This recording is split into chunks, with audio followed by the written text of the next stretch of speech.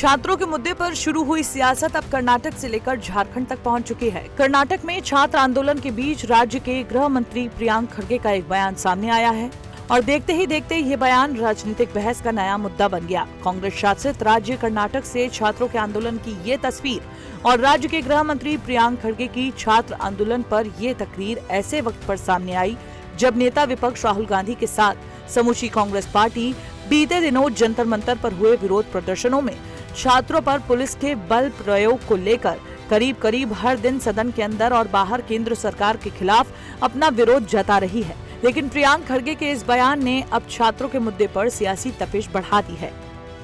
दिलचस्प बात यह है कि जिस वक्त कांग्रेस नेता राहुल गांधी और पार्टी के कई नेता छात्रों के मुद्दों को लेकर केंद्र सरकार पर हमलावर हैं, उसी वक्त कांग्रेस शासित राज्य के मंत्री का बयान विपक्ष के निशाने पर आ गया।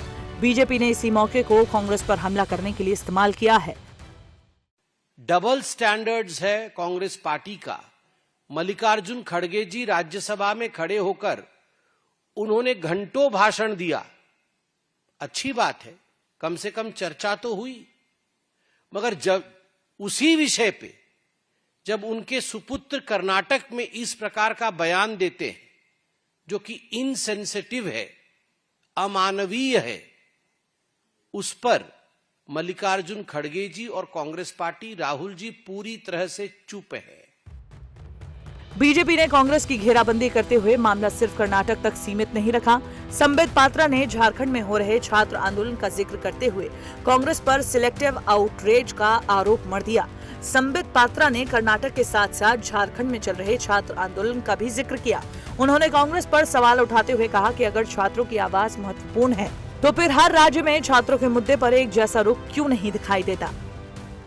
कांग्रेस पार्टी एक शब्द झारखंड में आंदोलन में बैठे छात्रों के पक्ष में बोलते नजर नहीं आ रही है। पार्लियामेंट में उस विषय को उठाते नजर नहीं आ रही। जो 14वां जेपीएससी एग्जाम हुआ था, पब्लिक सर्विस कमीशन का एग्जाम झारखंड का, जिसमें पेपर लीक हुई थी, उस विषय में एक तख्ती किसी भी कांग्रेसी के हाथों में देखा? किसी ने नहीं देखा, क्योंकि ये सिलेक्टिव आउटरीच है। दरअसल झारखंड में इन दिनों परीक्षाओं में कथित धांधली, पेपर लीक और प्रशासनिक लापरवाही को लेकर छात्रों का गुस्सा सड़कों पर नजर आ रहा है। झारखंड में भी छात्र अपनी मांगों को लेकर सड़कों पर हैं। प्रतियोगी परीक्षाओं में कथित धांधली, पेपर लीक और प्रशासनिक लापरवाही के आरोपों को लेकर छात्रों का विरोध प्रदर्शन जारी है।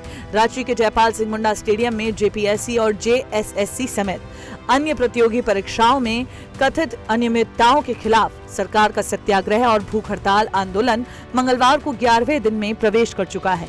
एक तरफ छात्र अपने अधिकार और भविष्य को लेकर सड़क पर हैं, तो दूसरी तरफ राजनीतिक दल इसी मुद्दे के जरिए एक दूसरे पर निशाने साधने में लगे हैं।